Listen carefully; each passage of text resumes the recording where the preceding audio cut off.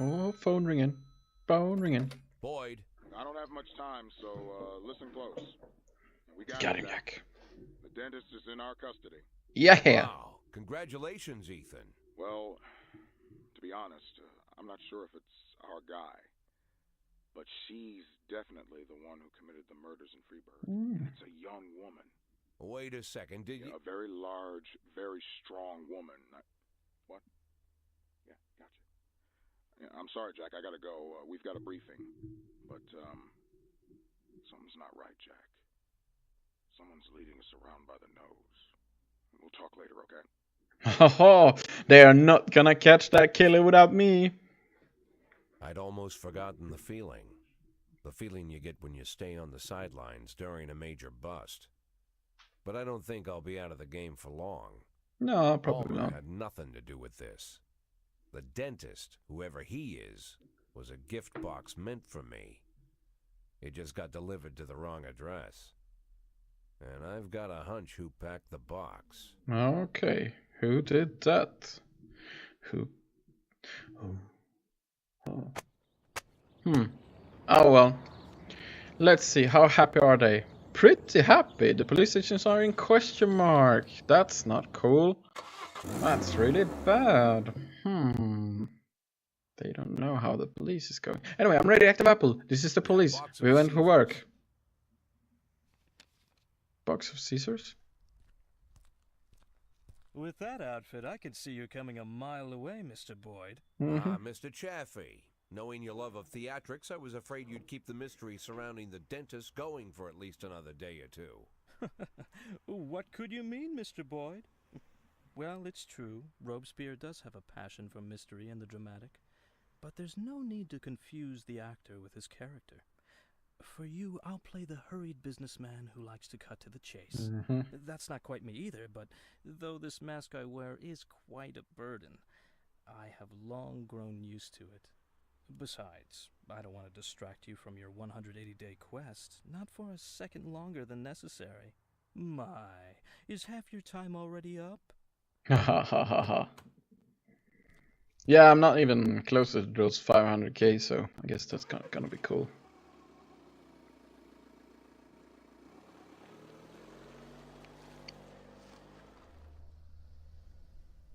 You simply cannot imagine, Mr. Boyd, the painstaking work I've done to cultivate this maniac image. I turn to such literature the likes of which I wish I never knew. If our law enforcement agencies possessed even the slightest aesthetic sense, they would have instantly seen the game for what it was. And the postcards, what can I say? And if the real dentist turned up again at the wrong moment? I don't imagine lunatics take kindly to imposters. No, The they dentist won't. died of a heart attack last spring while he was sunbathing on the beach.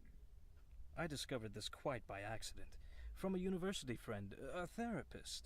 It was he who convinced the dentist to stop killing, by the way. Why the murder? Obviously, they'd all been raped by Rogers. It would have been much easier to just get them to talk. Mr. Boyd, the last thing I want is to appear a brutish butcher. I spent enough time on these women to know they were no use to me alive.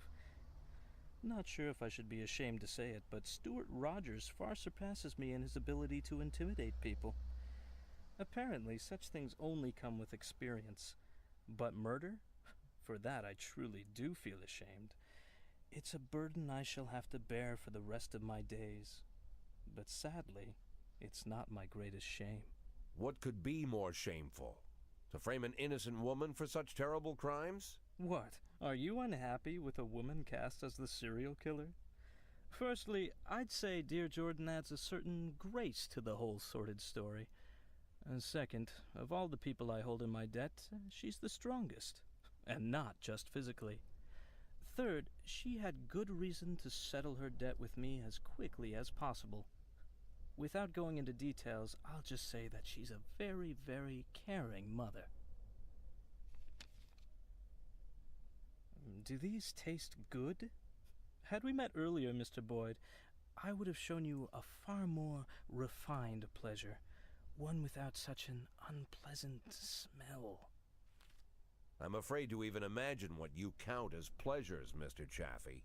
Fountains of blood in the city square? Mr. Boyd, you're not listening to me at all.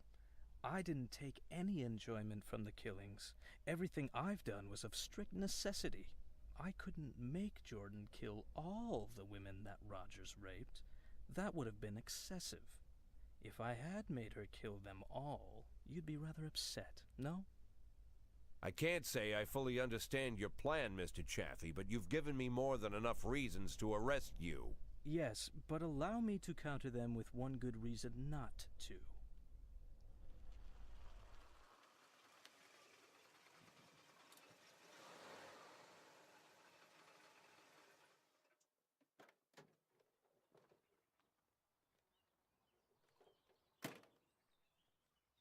I think you mentioned you dined here once?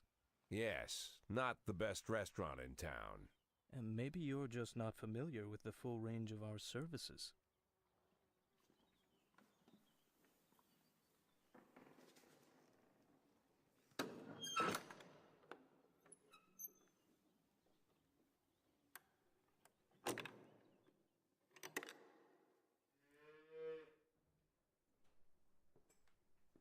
When I inherited this tasteless place from my father, I knew I could never make it into an exquisite restaurant.